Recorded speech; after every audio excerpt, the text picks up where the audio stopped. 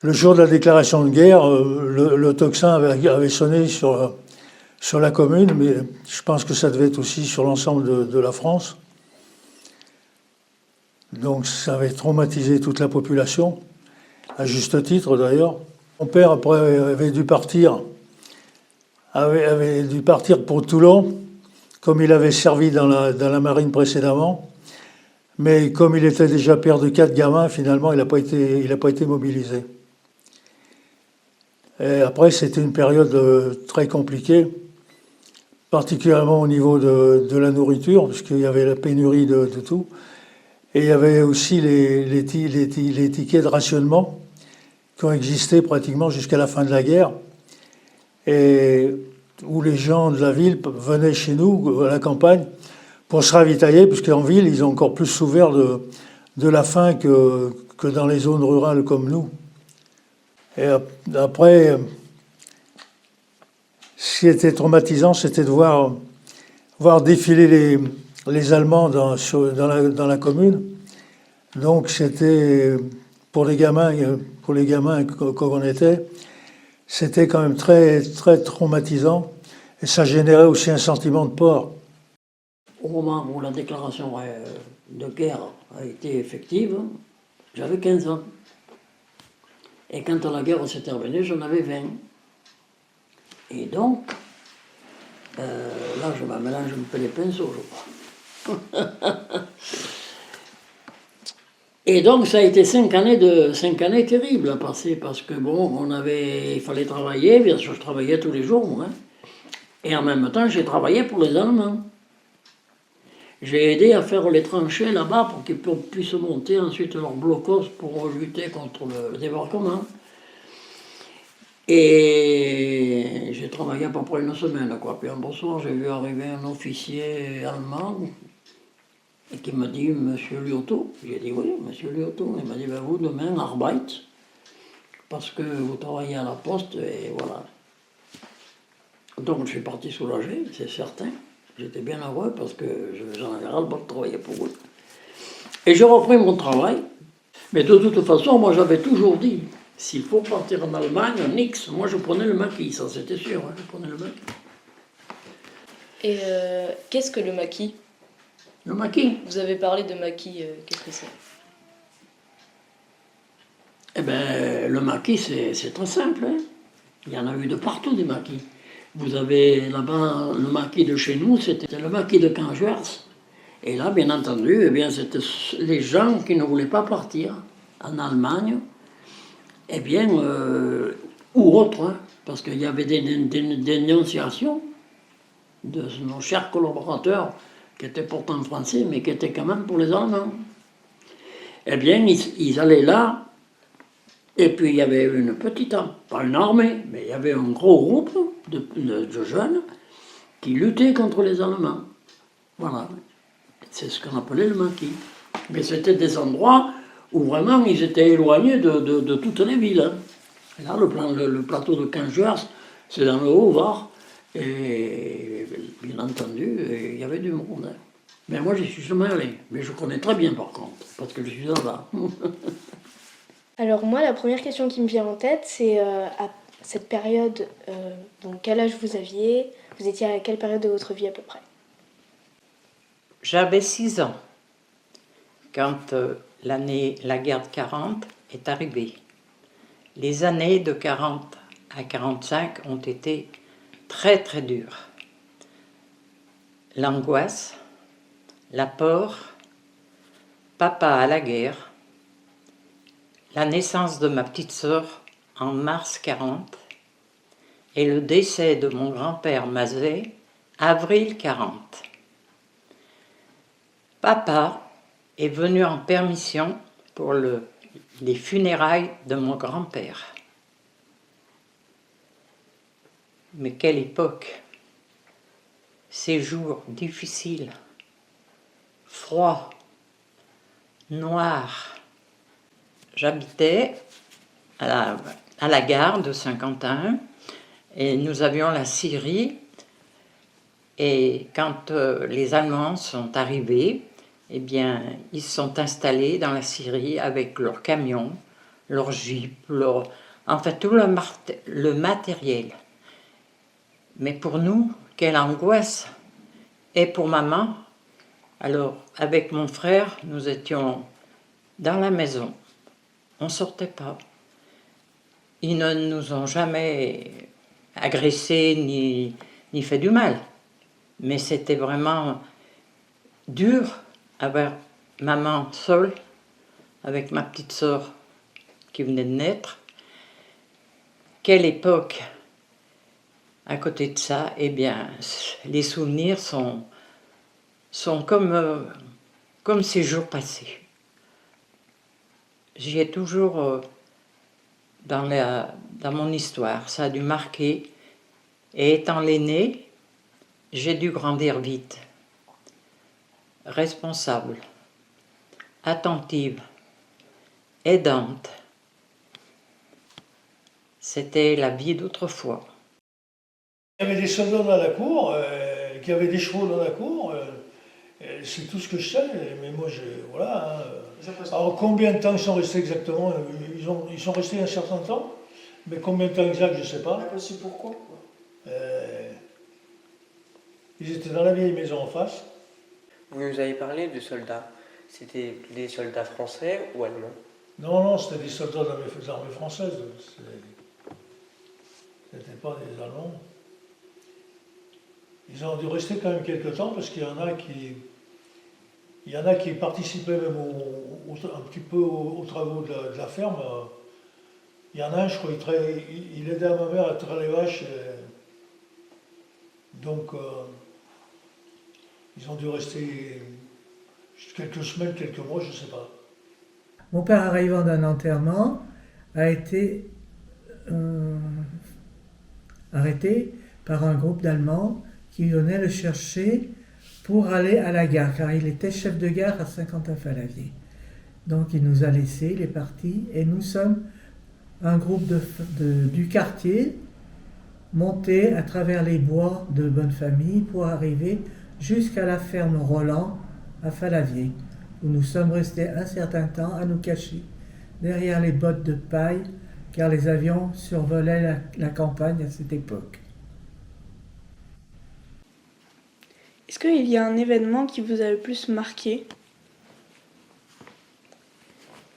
Eh bien oui, un événement qui était très très dur, c'était les cartes de rationnement. Nous ne pouvions pas aller dans les petites épiceries de Saint-Quentin à ce moment-là, sans avoir reçu la carte de rationnement et que l'épicier était informé de pouvoir nous donner ce qu'on pouvait avoir. Et c'était une période très très difficile. C'était d'ailleurs ce qu'on trouvait, c'était pas bon. Mais comme je pense qu'en étant à la campagne, nous avions un petit jardin. Alors, on a beaucoup appris à manger de la soupe, et qui était quand même faite avec ce qu'on pouvait trouver. C'était un moment très très dur. Il y avait les restrictions sur toute la ligne. Et c'était, pour nous enfants, c'était une période difficile, franchement. Et puis, pas de douceur, on a découvert le chocolat qui n'était pas bon au début. Mais on s'habitue. Et puis on a appris à partager. Parce qu'il fallait être vraiment respectueuse dans ce qu'on touchait, quoi. Enfin, dans ce qu'on avait droit. Alors, bien souvent, eh bien, il n'y avait pas de sucre, il n'y avait pas de douceur. À part la douceur d'une maman qui faisait tout ce qu'elle pouvait pour nous être quand même nous rendre la vie plus agréable. au niveau de la nourriture, le pain n'était pas très bon, c'était du pain noir. Et c'est vrai que le jour où on a pu remanger du pain blanc, on le considérait pratiquement comme de la brioche. Nous n'avons pas manqué de nourriture avec ma sœur, car maman avait des bêtes, telles que des lapins, des poules, et un grand jardin. Elle faisait toutes ses conserves. Nous n'avons manqué de rien du tout. La faim particulièrement, non, pas tellement. Parce que c'est pareil, hein, on était. Le midi à l'époque, c'était pas maintenant. Hein. Maintenant, c'est tout bétonné. Mais le midi à l'époque, on avait 1000 mètres carrés de terrain de jardin. Donc on faisait tout, les choux, enfin tout. On faisait même du maïs pour nourrir les poules. Alors on avait bien entendu, on avait les poules, on avait les lapins, on avait des chats, on avait un chien, enfin, vous voyez, la famille, la campagne. On avait un âne même, et le chaton. On a eu tout ça. Mais on n'a pas tellement souffert de la faim. Non, ça non. Je faisais là-bas, c'est pareil, hein. Comme ici, j'avais 40 km de tournée tous les jours en vélo, hein, à faire. Et donc, à côté de Saint-Égulphe, il y avait les Issambres, je ne sais pas si vous connaissez un peu. Et moi, je suis né entre Saint-Égulphe et les Issambres, à la lieu dit La Gaillarde, qui est la commune de Roquebrune-sur-Argence. Et à Saint-Égulphe, il y avait un boucher qui bien entendu, qui livrait les commandes à domicile. Mais seulement, il n'y avait pas de véhicule à l'époque. Hein. Eh bien, il m'avait demandé, eh bien, moi je faisais ça en plus, vous voyez, un garçon boucher. Donc je livrais les livraisons aux Issambres. Et bien là, j'ai connu la période des tickets, qu'il fallait couper là, tac, tac, tac. J'ai connu tout ça. Mais maintenant, bien sûr, j'y pense même plus. Mais enfin, petit à petit, ça revient là, en discutant. Avez-vous été témoin de moments marquants de courage qui vous ont marqué? Oui, bien sûr. Le moment le plus terrible de la période du débarquement qui a eu lieu enfin, le 14 août 1944, entre Saint-Raphaël et Cavalère-sur-Mer.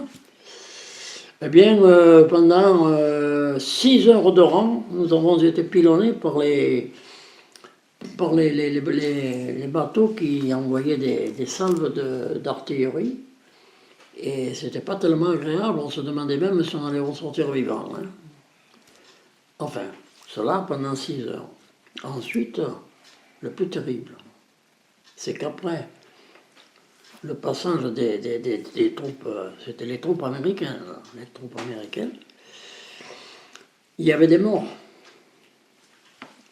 Heureusement, très peu de Français, mais il y avait beaucoup de morts parmi les militaires allemands.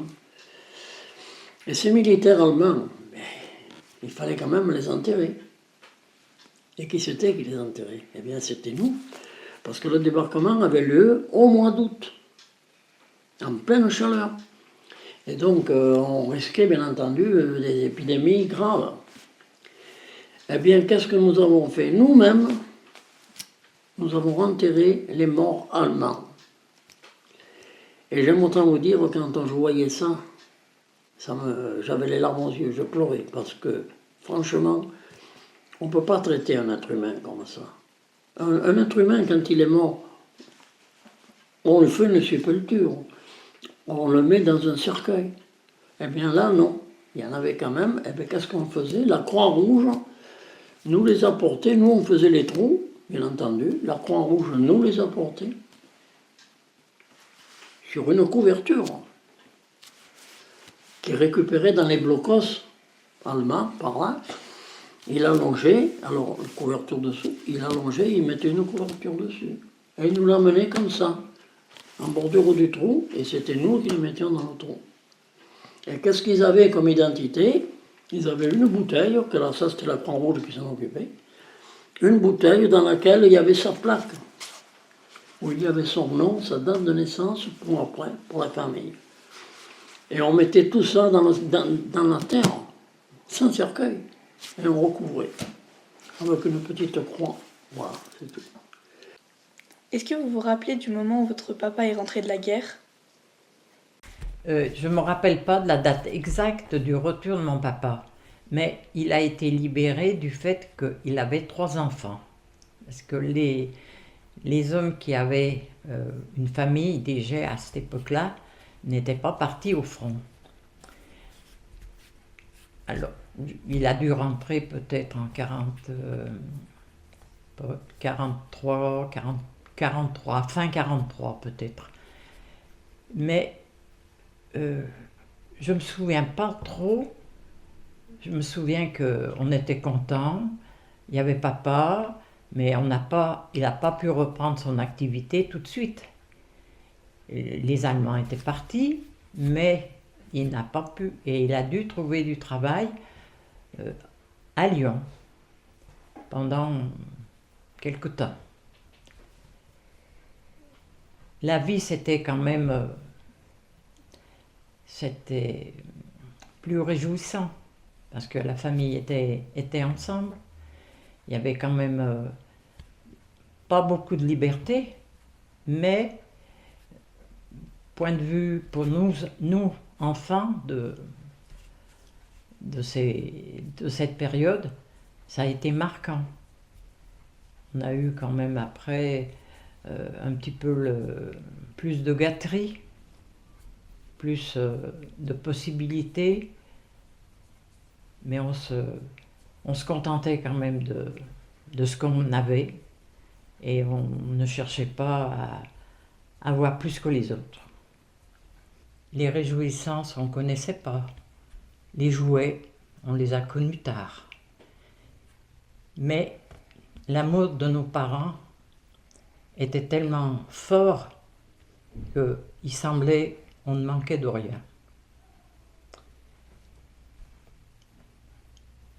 Les jours après, les périodes d'après ont été quand même encore difficiles, mais on avait l'entraide, on avait l'amitié des voisins, et en réfléchissant, nous étions à la campagne. Ça devait être encore bien plus dur en ville. Le quartier de la gare, on se connaissait tous. Alors, on prenait les jours les uns après les autres, sans penser que ça allait pas aller mieux demain. Au niveau de l'école, tous les lundis matins, il fallait faire le salut au drapeau et chanter Maréchal nous voilà. Donc après le 8 août 45, je me souviens dans la classe, tout était sans dessus-dessous, la grande photo de Pétain, en mille morceaux. Donc ça a été quand même des périodes quand même très, très compliquées pour tout le monde et particulièrement pour les gamins.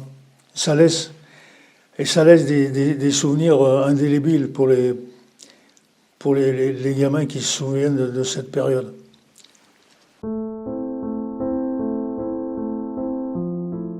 C'est des petites choses, mais pas énormément. Parce que j'étais petit. J'avais 4 ans et demi, 5 ans. Mes parents ont quitté Paris parce qu'il y avait des rafles de juifs à Paris. Ils se sont séparés. Ils ont pris le train séparément pour franchir la ligne de démarcation. Je crois même que moi, j'étais à part. J'étais seul. Et on est arrivé à Craponne.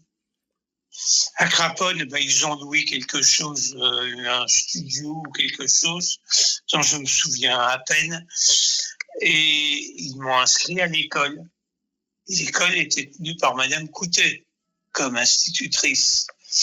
Et quand Madame Coutet m'a vu, moi, plus ma mère et mon père, elle a dit, vous savez, vous ne pouvez pas rester là, vous allez être pris. J'ai une maison à Saint-Quentin, en haut de Saint-Quentin, dans un lieu dit qui s'appelle La Butière. Et si vous voulez venir là, vous serez tranquille là-bas. Et c'est comme ça que ça s'est passé.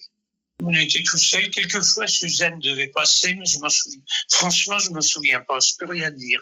Bon, qu'est-ce que je pourrais vous dire? Que je me souviens du grand champ qu'il y avait en face de Madame Coutet, qui était tenu par des paysans qui s'appelaient Ligonnais. Et ils faisaient souvent la moisson, ils poussaient les pommes de terre à cet endroit-là. C'était juste le grand champ qu'il y avait en face de Madame Coutet, de l'autre côté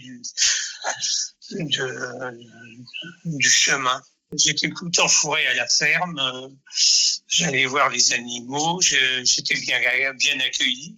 Ah, il y avait des enfants voisins. Ah oui. Oui, dans le jardin voisin de Madame Coutet, il y avait une famille qui s'appelait les Rois. Et dans cette famille, il y avait 2 enfants, une fille Danielle, avec qui je m'entendais très bien, on était à peu près du même âge, et Armand, le garçon, il avait quelques années de plus. Donc, il était moins... Je m'entendais bien avec lui, mais enfin sans plus. Il était plus vieux. Ce que je sais également, c'est que j'allais chez les Sadins, donc à côté, et il y avait donc Charles qui s'occupait de moi, et on s'entendait bien, Charles et moi, et Marie, sa femme. Lui, il allait travailler à Lyon, dans une usine de camions, je me souviens plus du nom, à Lyon, tous les jours, et puis l'après-midi, s'occuper de la ferme. Moi, je sais que j'allais souvent mener les chèvres au champ avec Marcel. Mais ce que je peux dire, c'est que j'ai pas tout le temps été à l'école. J'étais à l'école la dernière année, je pense. Ça me dit vaguement quelque chose. Je peux vous dire que le chemin qu'il y avait entre Madame Coutet et le champ en face, c'était un chemin de terre étroit. Et c'était comme ça jusqu'à Saint-Quentin. Ça l'alliait. En bas, jusqu'à l'école. C'est un chemin de terre. Et vous êtes resté combien de temps à Saint-Quentin? En bas jusqu'à la fin de la guerre, jusqu'à l'arrivée des Américains. Et bon, quand ils ont pu partir, eh ben les parents ont loué un appartement à Lyon. Et ils m'ont inscrit à l'école. Et comme Madame Coutet n'avait pas l'eau, eh ben, ils lui ont installé l'eau courante. Non, je n'ai pas de mauvais souvenirs de cette période-là. Je n'ai que d'excellents souvenirs.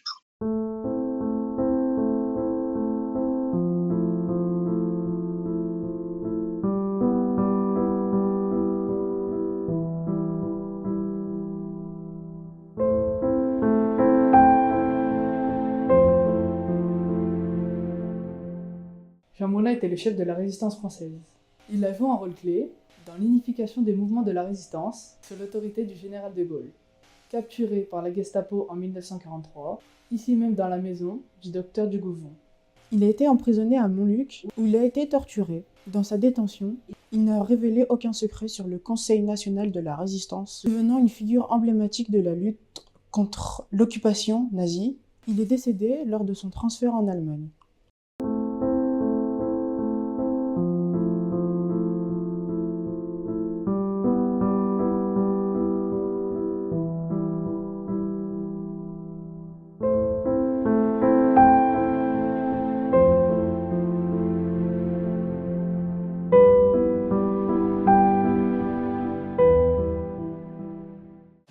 Jean Moulin a été arrêté à la maison du Goujon, puis a été incarcéré ici même, à la prison de Montluc, dans cette cellule, le 23 juin 1943.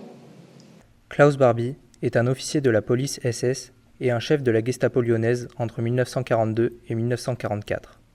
Le 6 avril 1944, il ordonne l'arrestation de 44 enfants et de 7 adultes juifs de la maison d'Isieux dans l'Ain. Presque tous seront déportés et assassinés à Auschwitz. À son retour en France, en février 1983, Klaus Barbie est symboliquement incarcéré à la prison de Montluc sur le lieu de ses crimes.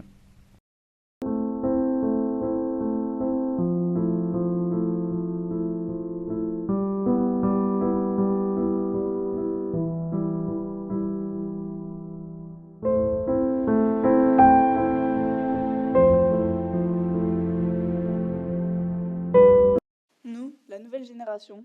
Nous souhaitons préserver la paix en refusant toute forme de discrimination. En veillant à transmettre l'histoire et en protégeant nos libertés. Pour que jamais les erreurs du passé ne se répètent.